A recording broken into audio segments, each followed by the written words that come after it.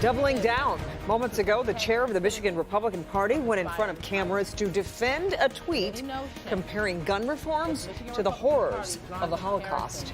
Thanks for joining us here for the news at 6. I'm Kimberly Gill. And I'm Karen Drew, in for Devin Skillion. People from all across the political spectrum reacting tonight with outrage to this tweet, likening gun reforms to the removal of wedding rings from Jews in Nazi Germany. Grant Herms has been following this controversy. Joins us now in Grant State GOP Chair Christina Caramo just made it clear she does not understand why people are offended.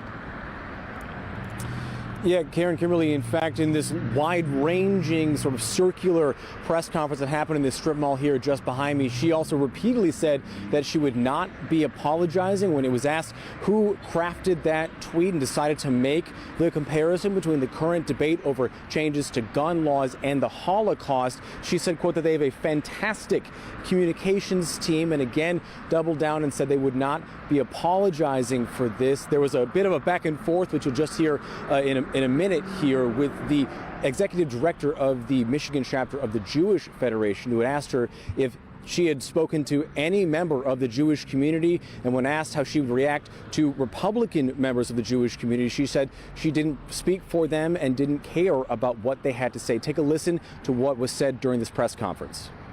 I do not submit myself to the outrage culture. To me, people get way too offended. I will never capitulate to the outrage culture. My intent is never to harm anybody. I've made my intent very clear. I've laid out my case very logically. I've pointed to many other historical events, some that impacted my own family. Why people are offended? That they choose to be offended, in my opinion. I implore you and the Republican Party of Michigan, take it down, talk to other people, to Jews, to other people who have suffered, to many other people, and really, please don't offend our community. Let me ask you this. Do you speak for every Jewish person? Absolutely not. But okay, yeah. So you speak for yourself. No, I speak for, I represent the Federation of Michigan, you speak Detroit. Sir, you speak for yourself. There are plenty of Jewish people who agree with me.